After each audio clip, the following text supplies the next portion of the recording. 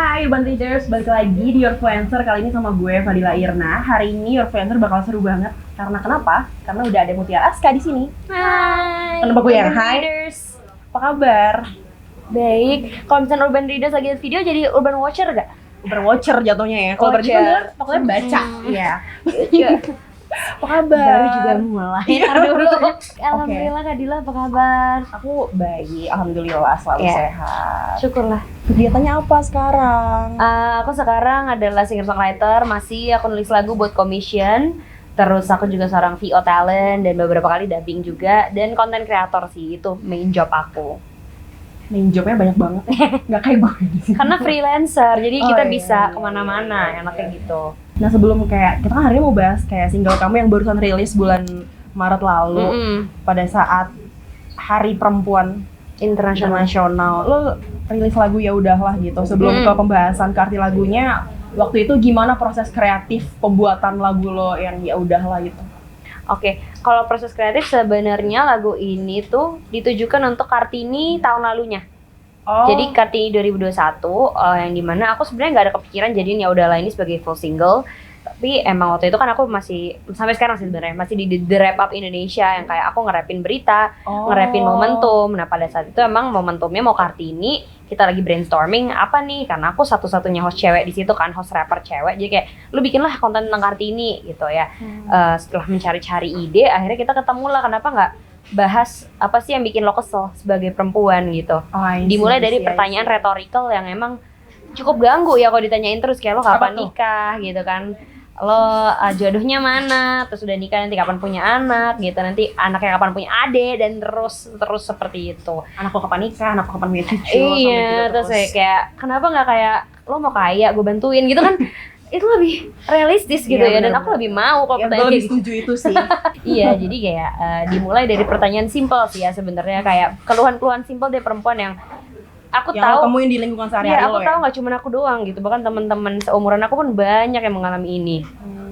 Jadi ya udahlah, dengan ambil tema simpel itu aku jadiin rap aja, ternyata nadanya catchy. Terus Kak Willy di situ langsung kayak, "Sekarang ini kayaknya lo harus rilis deh." Tapi di situ aku kayak, oh ya udah ntar dulu, karena aku lagi garap single sebelum Willy ini. Winarko ya? Kak Willy Winarko itu FYI mentor aku di rap ya. Tuh. Nah, Kak Willy bilang jadiin full song, tapi aku tahan gitu Kak, aku mau rilis Butterfly yang sebelum ini. Iya, single sebelum Ya Udahlah. Sangat belum kepikiran sih kapan akan rilis segala macam. Terus sambil garap MV Butterfly, aku tuh nge-post yang posang Kartini itu. Ternyata rame lah, di repost sama Dagelan, di repost sama Indonesia Butuh Feminis segala macam, dan masuklah itu demand yang kayak ya udahlah full version dong. Nah, akhirnya emang aku udah mau garap di akhir tahun. Tapi masih terlalu deket sama jadwal promonya Butterfly waktu itu. Jadi yaudah kita cari momentum aja apa. Oh, next in line ada International Women's Day on March 2022 kan. Oh, berarti bertepatan waktunya sama itu. Iya, jadi sekalian sambat, sekalian bikin karya kan enak ya gitu. Iya. Berarti bisa dibilang bahwa penyempurnaan lagu lo ini sama Kak Willy Winarko sama Kak Rashid ya? Iya.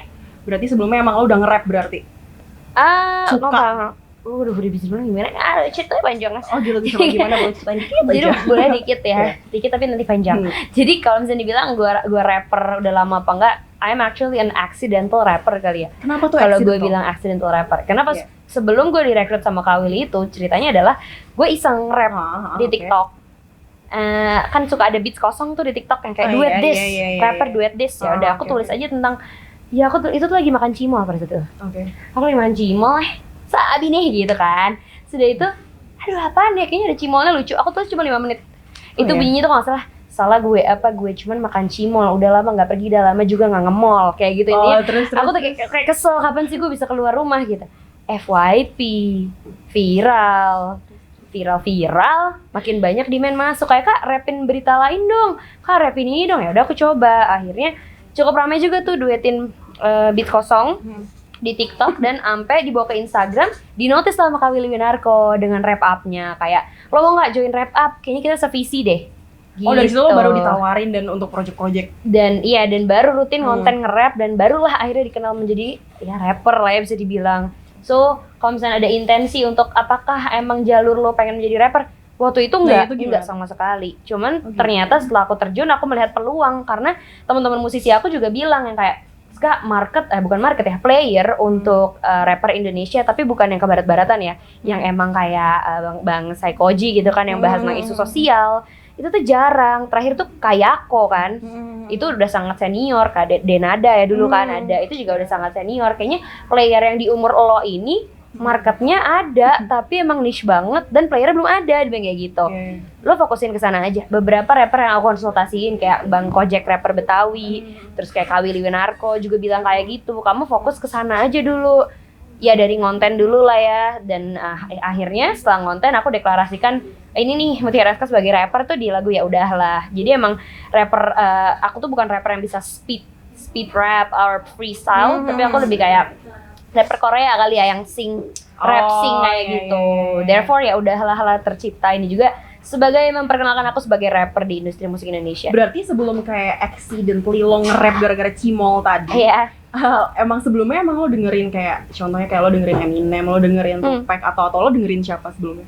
Dengerin K-pop sih, kayak apalagi Blackpink, Red Velvet. Dia kan yang rap juga yang kayak bukan yang bener-bener ada sih yang begitu, tapi nggak terlalu banyak porsinya, masih ada nadanya gitu. So kayak suka nih. Udah gitu aku ngomong cepet pula kan. Naturally aku tuh ngomong cepet banget. Ini tuh emang apa ya? Ternyata berguna di VO. Nanti ya kita ke VO-nya next part. Tapi ternyata ngomong cepet ini banyak gunanya, termasuk bikin konten nge-rap gitu. Iya. Berarti tadi balik lagi ke arti dari lagu lo. Berarti lagu lo ini adalah salah satu sebuah keresahan lo yang lo tumpahkan melalui karya lo yang dulu Ya Udahlah gitu. Betul. Mungkin kalau Ya Udahlah tuh banyak yang menyinggung ini pasrah apa gimana sih lo, kayak iya gue sempet baca karena judulnya kayak Ya Udahlah gitu. Ya udahlah gitu kan. Nah bener ya udahlah. Tapi kalau menurut saya Ya Udahlah itu kayak ya udahlah, kayak versi yang lebih ngegasnya gitu loh.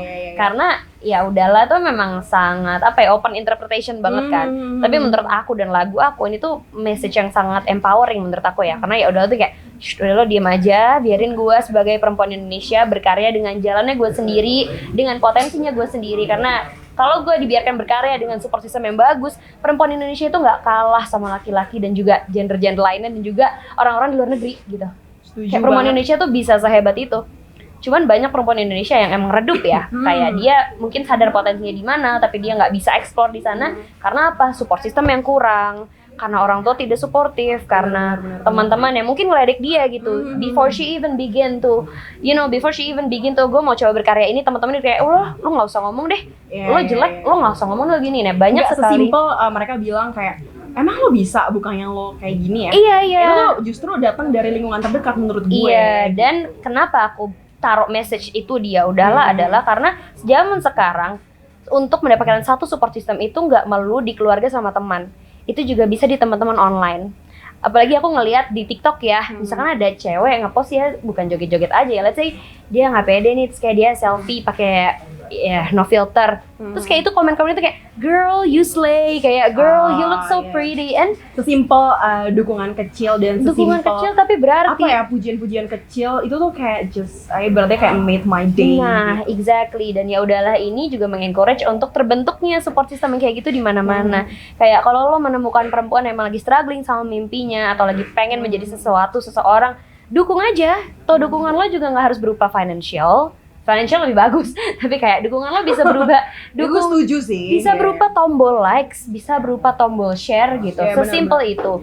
Just don't kill their dreams aja. Simple as that. Let them be. Ya kadang dukungan juga nggak melulu dari hal besar, kadang kayak dari hal simple aja bisa lo lakuin buat teman-teman terdekat lo, buat lingkungan terdekat lo, bahkan buat teman-teman online lo yang lagi bikin, contohnya lagi mau bikin konten juga. That's what you can do gitu buat orang lain gitu. Dan itu menurut gue it works gitu menurut gue gitu. Tapi ngomong-ngomong sebelum lo kesini, sebelum lo ada di sini kayak lo dulu tuh apa gitu, maksudnya apakah lo bergerak di sebuah kegiatan sosial atau apa gitu? Karena gue sempat baca lo sempat bergabung di dalam suatu LSM untuk perlindungan anak ya. Iya. Itu gimana dulu ceritanya? Sebenarnya kalau dibilang jiwa sosial aku tuh udah way back dari aku zaman TK kali ya. Cerita dong gimana? Jadi my mom hatinya perih banget ya. Mimi perih. Jadi konteks saya, my mom is an activist, tapi my mom nggak mau ngaku beliau aktivis. Iya, Mamam tuh sama organisasinya suka bikin operasi bibir sumbing gratis. Oh iya? Suka bikin acara buat veteran-veteran perang. Terus kayak bikin bakso aja, itu tuh udah jadi daily rutin kali ya buat aku, weekly rutin gitu. Sumpah gue baru denger. Mungkin buat lo yang belum tahu juga info tentang nyokapnya si Aska, keren banget, mantan nurun ke anaknya, baik banget. Allah, amin Allah. Iya, tapi aku kira itu adalah kehidupan sehari-hari yang semua orang juga gini. Karena ini normalnya aku dari kecil gitu kan. Aku diajak ke pasar, aku diajak kalau ada beli baju satu, keluarin satu lagi. Jadi jumlahnya harus tetap sama biar berkah buat orang lain. Okay. Terus kalau misalkan ada duit, dikasih lah dari nenek kakek atau apa, itu tuh berapa persennya harus disedekahin langsung. Itu tuh adalah normalnya aku dari kecil. Emang lo udah tertanam dari keluarga lo sejak kecil, emang lo harus menanamkan hal tersebut kan? Iya, tapi kayak aku juga nggak merasa itu ditanamkan, kayak apa ya? Karena itu adalah sebuah kenormalan dalam keluarga lo. Iya, sampailah aku grow up dan merasa, ternyata nggak semua orang begini ya, gitu. Ternyata nggak semua orang yang punya privilege. Ketika aku udah tahu privilege itu apa, bisa ikut membantu dan mau membantu orang lain yang membutuhkan, bisa ikut bersuara untuk orang-orang yang tidak bisa bersuara gitu. Makanya semakin besar aku SMA sempat ikut organisasi sama teman-temanku di pendidikan dan lingkungan waktu itu di Bogor, namanya Gerak Bogor. Terus semakin ke kuliah juga aku walaupun tetap berseni ya, aku tetap bermusikal, aku ikut juga gerakan-gerakan voluntary. Aku pernah jadi videografer binatang juga gitu. Oh ya? Iya. Videografer binatang tuh gimana maksudnya? Jadi aku shelter, tau kan shelter? Aku bikinin video profile buat profile anjing-anjingnya. Jadi nanti ditaruh di website. Terus orang yang mau adopsi jadi tinggal lihat gitu. Keren banget loh. Kayak ini anjingnya gimana nih interaksinya sama manusia, level berapa, bisa nggak agresif. Itu di dalam satu komunitas gitu kayak? Itu aku volunteering di satu shelter di Australia waktu itu. Aku sempat kuliah di Australia. Dan banyak lagi aku volunteer di acara immigrants segala macam. Jadi emang anaknya apa ya, bukan mau sok baik atau gimana, cuman aku menemukan sanctuary dan kenyamanan di komunitas yang kayak gitu. Karena mereka tuh like minded kayak aku kan, sesama volunteernya juga ya bisa dibilang bukan anak-anak ambis doang ya, tapi anak-anak yang emang peduli sosial. Kan kita saat grow up, kita penting banget menemukan orang yang sefrekuensi sama kita lah, bahkan sampai sekarang kan. Nah, aku merasa keamanan dan kenyamanan aku bersama komunitas kayak gitu. When we can do something to people who needs our help, apa ya, impression yang baik lah buat aku gitu. Aku merasa kepuasan batin juga. Karena aku ngerasa, aku tuh greget gitu loh kalau ada, let's say animals cannot speak. Tapi yang bisa ngomong kan human-nya, yang bisa membela mereka kan human-nya kan. Nah kayak gitu-gitu deh, kayak gue greget nih, animal gak bisa ngomong, yaudah gue aja deh gitu. Nah sampai besar akhirnya aku mengkerucuti lah, karena kan banyak banget tuh yang aku ikutin. Dan aku rasa, I wanna be someone significant to a certain issue. Karena kan sebagai aktivis juga harus memilih ya isunya apa yang mau diangkat gitu. Kita nggak bisa aware sama semuanya, ada tugasnya masing-masing. Nah akhirnya ya udah, let's work for children. Karena menurut aku itu adalah salah satu golongan paling rentan. Dan akhirnya di LSM Pelindungan Anak itu aku jadi PR/media relations-nya. Waktu itu juga angkat isunya kesehatan reproduksi segala macam. Jadi iya, edukasi, awareness tentang itu semua. Dan sampai sekarang yang masih aku jalanin tuh Traditional Games Return sama community aku. Dari tahun 2016 ya? 18 kalau Traditional Games Return. Iya, jadi aku diangkat jadi itu apa, tentang apa? Semacam brand ambassador ya, namanya Miss TGR. Kan TGR nama komunitasnya kan. Kita raising awareness tentang permainan tradisional, kesenian tradisional, dan juga lagu-lagu mainan tradisional gitulah intinya. Ya kita pengen si mainan tradisional kayak gasing, main karet ini kan orang melihat sesuatu itu kuno ya, padahal itu nggak kuno, it's an everlasting thing that you can still play even going international loh. Di international itu ada juga permainan tradisionalnya yang ternyata mirip sama kita gitu. Jadi ya harus bangga sama identitas itu semua gitu. Tapi kayak gue ngeliatnya tuh panjang kan? Sumpah, tapi seru banget gitu. Maksud gue juga gue suka melihat orang berkegiatan sosial, cuman kayak gue sendiri belum sempat untuk bergabung ke bagian mereka gitu, menjadi bagian dari mereka gitu, karena gue tuh bingung gitu kayak how do I gimana ya untuk join them gitu. You can be a part of us at TGR campaign promo. Just check the Instagram. Sumpah, terus soalnya kan gue suka ngeliat, gue suka binatang banget. Karena gue punya kucing, gue punya anjing. Ini anjing beneran ya? Iya. Kadang gue juga suka anjing. Iya. Gue yang kayak anjing. Sama lagi. Nggak. Kayak gitu. Nah terus kayak gue tuh sesimpel gue bingung gimana cara joinnya, apakah kayak prosesnya tuh ribet atau gimana gitu. Waktu lo join tuh emang lo tuh dari kampus ya berarti? Oh enggak juga, ada yang dari kampus. Waktu itu aku sempat jadi Brisbane International Student Ambassador juga kan. Itu tuh sesimpel aku ketemu kayak flyer gitu di jalan sambil nunggu bus. Oh ya? Jadi kayak aku cukup bisa dibilang observan ya orangnya. Observan dan iseng dan ambis. Jadi kayak ngelihat iklan jadi apa, lihat randomly. Iya kayak ya mungkin emang kalau sosial media kan ada algoritma yang emang tailor ya sama kesukaan kita apa. Itu kalau ada iklan-iklan nggak aku skip. Aku liatin ada apaan ya? Udah pendaftaran ini ikut gitu. Ya makanya mungkin aku punya pengalaman yang bisa dibilang buat seumur aku banyak lah ya. Karena emang kepo dan nggak bisa diem aja anaknya. Sebenarnya dari situ kayak kesempatan itu nggak cuma datang dari orang-orang yang kita udah deket aja gitu, nggak cuma datang dari LinkedIn atau platform yang emang untuk job hunting gitu. Kadang kita cuma duduk nih, tuh ada iklan lewat, ada flyer gitu. It can lead us somewhere. Kalau misalnya kita observe. Gue setuju. Iya, terus bahkan aku main Clubhouse waktu itu kan. Terus di Clubhouse itu ternyata ada orang-orang yang aku nggak kenal jadi kenalan, terus eventually ngasih aku job. Padahal sesimpel ngobrol doang di Clubhouse gitu. It's a part of a modern culture yang kita harus thankful banget sih, karena opportunity walaupun saingannya jadi banyak banget ya, tapi opportunity itu di mana-mana itu dan terbuka itu untuk banyak orang. Dan lagi kayak it's a part of bagian dari kemodernan dunia digital sekarang kan. So it's not all bad, you guys. Jangan diambil negatifnya aja. Kita contoh Mutiara Aska. Kita contoh Kadila yang menjadi host Urbanesia. Nah, kita balik lagi ke lagu lo nih. Kayak lagu lo kan kayak ngangkat tentang isu lo woman support woman dan kesetaraan gender gitu kan. Dan menurut lo nih sekarang, mungkin kalau kita bahas tentang isu ini tuh nggak akan pernah habisnya gitu. Karena maksudnya sampai kapanpun isunya akan terus diangkat gitu. Tapi menurut lo sendiri, perempuan dan laki-laki itu udah setara? Sedang diusahakan. Kesetaraan itu kan dilihat dari kacamata sosial ya. Sebenarnya. Sosial tuh gimana tuh? Ya dari ketimbangan gaji, terus dari opportunity-nya perempuan sama laki-laki sebanding apa enggak. Karena terakhir tuh, kapan ya? Baru-baru ini deh, tahun ini kalau nggak salah. Emang mereka punya their own reason, tapi how they frame it is super weird. Dari mana BUMN? Bukan BUMN ya, pokoknya ada satu institusi. Dia nggak mau nerima kandidat perempuan dulu. I see. Karena tahun ini nggak mau, karena apalah. Terus ada lagi yang masalah cuti hamil, kemarin kan baru ada ada isu cuti hamil juga. Itu banyak sekali kontranya loh, nggak cuma pronya doang. Kontranya tuh kayak, bayangin lo, ada yang gini. Bayangin lo punya bisnis, terus pegawai lo cuti hamil terus mesti dibayar gitu aja, sementara lo lagi struggling sama bisnis lo. Nggak bisa berword ya pada saat itu kayak ya nggak tahu, menurut aku ya ethically kalau misalkan lo punya bisnis dan mau rekrut orang tapi lo nggak bisa menyejahterakan orang yang kerja sama lo, gue setuju banget. Ngapain gitu kayak why would you hire someone kalau emang lo belum capable untuk kayak hire them properly, giving them a proper kompensasi atau ya kerjain dulu aja sendiri gitu. Nggak tahu ya, that's for me. Jadi ya itu kesetaraan gender itu masih sangat harus diperjuangkan, cuman aku bisa melihat progresnya sangat besar. Ya sekarang perempuan juga udah bisa banyak masuk ke bidang pekerjaan yang laki-laki kerjain juga. Perempuan udah bisa jadi engineer, perempuan udah bisa jadi scientist dan segala macam. Itu lah signifikan loh, karena zaman dulu nggak bisa dan akan terus dan harus terus diperjuangkan.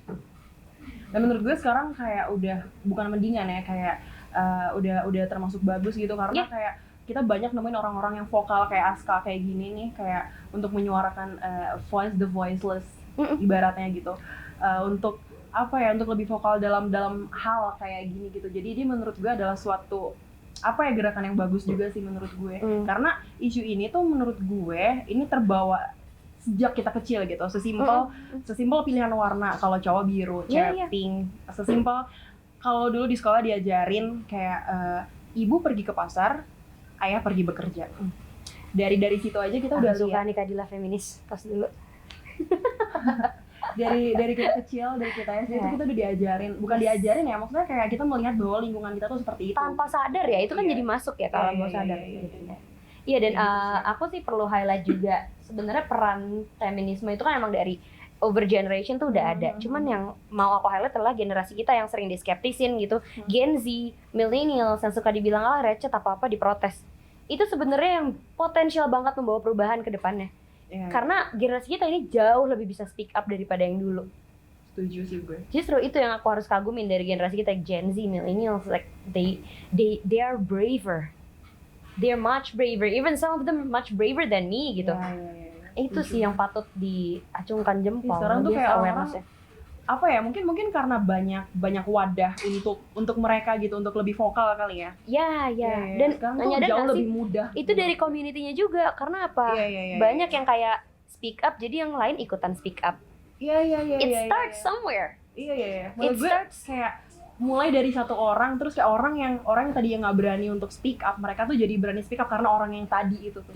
Dan emang nggak semua punya keberanian, tapi imagine keberanian ini dampaknya segininya gitu. Satu orang yang berani aja bisa berdampak ke circle-nya. Gimana kalau banyak orang yang berani lagi? Itu. Setuju sih. Dan ini woman sport woman ya ngomongnya. Cuman kayak nggak sedikit juga yang justru apa ya, kita sendiri sebagai perempuan itu jadi sosok hantu untuk perempuan lain.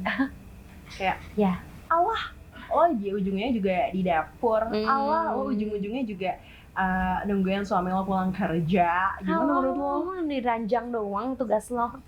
Itu wajib. Doangnya itu loh masalahnya. Gimana menurut lo? Gue kadang suka gemes sih jujur, karena kayak ya lo pikir kita nggak bisa kerja gitu, kayak ya tolong lah gitu. Maksudnya kayak just stop being so rude gitu loh, kayak. Menurut gue perempuan yang justru bagus adalah perempuan yang punya pilihan itu kan. Kayak mau dia jadi ibu rumah tangga, atau mau jadi scientist, atau mau jadi kayak kita ya, orang sosialita. Orang yang maksudnya kayak kita bekerja gitu, kita aktif banget menyuarakan jadi seorang aktivis. Itu balik lagi pilihan masing-masing. Cuman highlightnya adalah stop comparing other people's choice. Karena lo nggak tahu background kenapa dia milih ini, mungkin ada situasinya yang mengharuskan dia, atau sesimpel ya gue pengen aja jadi ibu. Nggak sedikit loh teman-teman aku yang cita-citanya jadi ibu. Dan jadi ibu itu bukan cita-cita yang cetek. Jadi ibu itu tugas yang berat sekali, ibu rumah tangga. Justru aku membayangkan kayak, bayangin aku nggak keluar rumah tapi aku dedikasikan diri aku untuk anakku dan suamiku. Itu pilihan yang berat dan luar biasa. Jadi kayak stop pitting women against each other. We have our own option, we have our own dreams, we have our own capability. Itu our choice. Gue suka banget deh ngobrol kayak gini karena gue sendiri kayak suka gemes gitu kalau ngeliat orang yang suka apa ya, ngejatuhin bukan orang yang terlebihnya kayak perempuan ke perempuan lain gitu. Maksudnya kayak ya bener kata lo tadi, kayak just stop comparing other people choice gitu sama pilihan lo, karena ya jelas lo punya prioritas beda-beda gitu sama orang lain gitu. Exactly. What's best for you belum tentu best for orang lain gitu. Betul. Mungkin ini juga yang disalahpahamin dari gerakan feminisme secara mendunia ya. Karena feminisme itu orang banyak yang takut dengarnya. Karena mungkin emang ada beberapa antek yang pokoknya gue harus di atas laki-laki. I hate men gitu. But I don't think the essence of feminism itu hatred. Nggak pernah. Sebenarnya gerakan feminisme itu tentang membenci satu gender lainnya, untuk merendahkan satunya. Tapi justru kita meninggikan kita supaya setara. Sebenarnya kuncinya itu kan. Dan ya feminism is not about jelek-jelekin ibu rumah tangga. It is about respecting the choice of being ibu rumah tangga atau wanita karir. Sebenarnya feminisme itu nggak semenakutkan itu kok. Setuju. Dan menurut lo sendiri sebagai anak muda, gimana cara meluruskan pandangan atas stigma wanita ujung-ujungnya pasti ke dapur? Stigma akan selalu ada. Cuman yang bisa kita lakukan adalah mungkin mengedukasi sama kasih penjelasan ke orang-orang terdekat kita dulu aja. Karena for me ya, kalau misalnya udah public, it doesn't really matter lah, udah lo mau ngomong apa gue buktiin aja gitu. Tapi when it comes to my own parents, my grandparents, my cousins, my sisters, aku punya burden responsibility untuk jelasin ke mereka kalau Nek, kayak ma, pa, aku begini karena aku udah dewasa, punya pilihan seperti ini.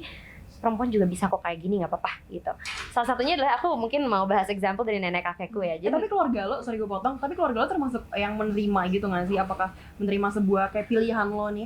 Kan gue pernah baca lo pernah bekerja di sebuah perkantoran dan lo pernah bekerja office hour, dan sebelum akhirnya lo memilih menjadi musisi dan ETC lah pokoknya gitu. Apakah keluarga lo menerima bahwa akhirnya lo memilih kayak ya udah jadi pekerja lepas aja gitu? Iya, dia oke lah ya, walaupun mungkin ada oknum yang ngomongin di belakangnya, nggak tahu. Cuman aku sih lebih mau highlight ini sih, dulu aku grow up dengan nggak suka sama badan aku. Karena apa, dari kecil tuh aku dibilang gendut terus. Siapa keluarga lo? Iya, keluarga aku atau sesimpel pakai baju apa yang aku suka. I mean, aku kan nggak kurus ya. Aku emang bisa dibilang badannya emang berisi gitu, dan kalau pakai baju gini aja, kalau nggak pakai outer lagi bisa begitu. Oke. Jadi suka dibilang, bajunya kok gitu banget, kayak cewek nggak bener kayak gitu.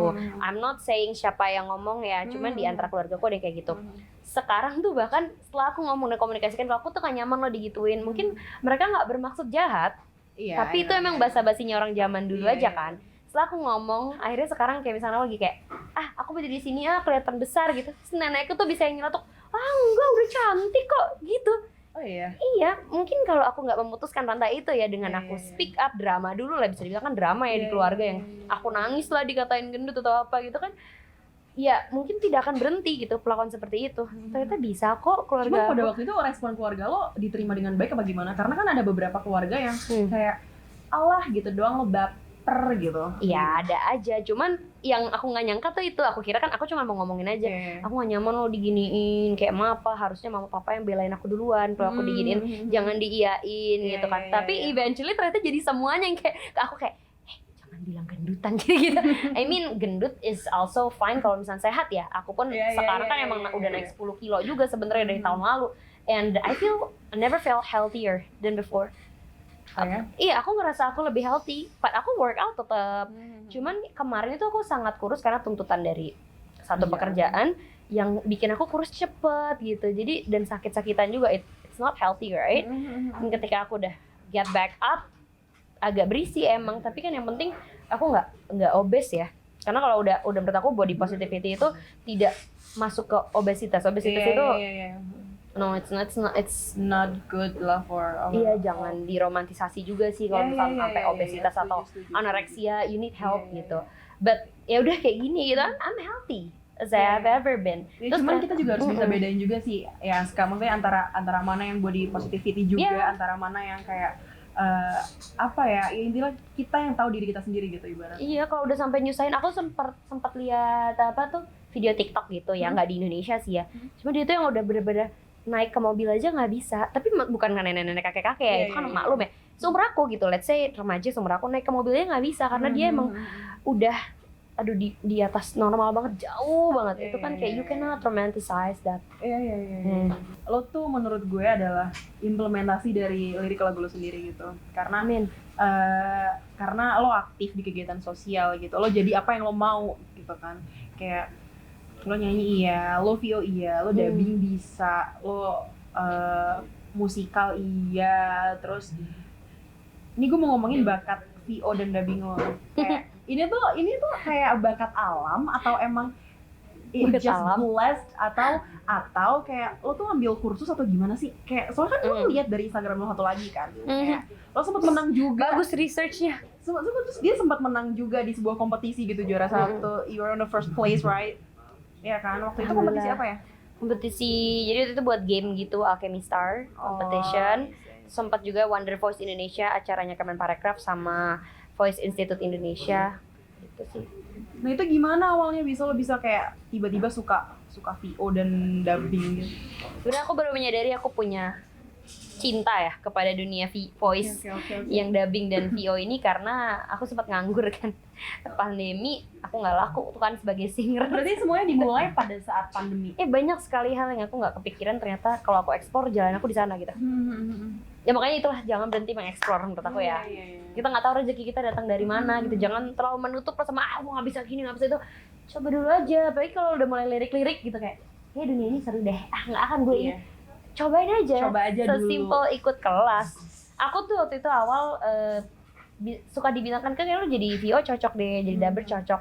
Soalnya waktu kecil nggak tahu ya. My mom juga suka gitu yang kayak, wah apa ini? Mamaku tuh suka kayak gitu juga. Kadang pernah ngirimin, aku kan punya kucing di rumah. Kucingku lagi naik ke meja akuarium gitu gini-gini.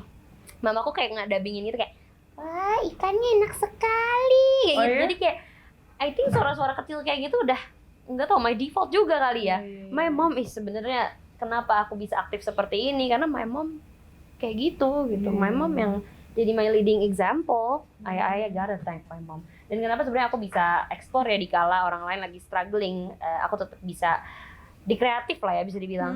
Pas pandemi kemarin aku bisa survive karena aku juga punya privilege. Itu yang harus aku admit ya. Dengan privilege ya, orang tua aku masih mampu untuk biayain aku yang alhamdulillahnya waktu itu uangnya cukup banget buat aku hidup dan ikut kelas gitu. Karena aku propose ke papa aku kayak, "Pak, aku mau ikut kelas ini, nanti kalau aku udah punya duit lagi gue gantiin," kayak gitu. "Gak usah," katanya, "buat kamu invest aja," gitu kan. Aku jadi itu sangat berarti sih dukungan orang tua yang walaupun mungkin nggak tahu ya anaknya future-nya kemana gitu kan di industri kreatif lagi pandemi, tapi kepercayaan orang tua aku sama aku itu luar biasa. Dan makanya kenapa aku tetap insya Allah konsisten ya pengennya gitu menyuarakan terus tetap berkarya karena apa, investasi kepercayaan orang tua aku udah sangat besar ke aku sih. Itu jadi kalau dubbing emang awalnya iseng, dibilang kayaknya lo potensial di sini, terus aku ikut kelas, rutin ikut kelas tuh, cari network, main ke studio segala macem, dan alhamdulillah gara-gara itu aku jadi punya klien, aku jadi punya mentor yang akhirnya nge-passing klien buat aku. Kayak terakhir aku alhamdulillah, karena kan sistemnya casting gitu ya. Tapi kalau di VO tuh walaupun casting juga berpengaruh sekali portofolio dan apa ya, orang dalam lah quote and quote. Lo tuh udah direkomendasi sama siapa? Karena kalau udah direkomendasi sama VO talent senior itu most likely lo bakal kayak dipercaya dan dapet gitu. Nah itu salah satu yang terbaru adalah Baby Shark. Oh iya, lo barusan ini ya. Aku jadi isi di Pinkfong Indonesia nyanyi Baby Shark dan lain sebagainya itu. Dan lo termasuk orang yang memanfaatkan privilege lo dengan baik sih. Maksudnya di sini adalah privilege bukan secara materi ya. Di sini privilege adalah kayak privilege Aska mempunyai orang tua yang sangat mendukung apa keinginan dia gitu, support dari lingkungan dia kayak gitu. Karena menurut gue privilege itu bukan cuma dari apa ya, materi menurut gue, dari dukungan keluarga lo, dari sesimpel teman dekat lo tuh ngedukung lo, menurut gue itu udah termasuk privilege gitu. Iya, dan makanya aku aware banget aku punya segala privilege ini. Kalau nggak diterusin ke orang lain, sesimpel aku being supportive lah sama karyanya teman-teman aku gitu. Itu sayang banget. Setuju. Terakhir nih guys, kayak lo akan ada project apa dalam waktu terdekat? Aduh, insya Allah pokoknya di akhir bulan Juli ini atau nggak Agustus awal kali ya, aku bakal ngeluarin single baru. Tapi bukan solo, jadi trio. Trio, aku featuring gitu. Bisa di-spill nggak sih sama siapa? Boleh, sama produser namanya Ananta Vini. Sama temen aku di Idol juga namanya Happy Andromeda. Ini lagunya aku nggak akan nge-rap sih, tapi insya Allah lah ya. Ingin lagunya tetap berimpresi yang bagus gitu ke orang-orang. Oke. Itu sama apa ya? Gitu ya sih.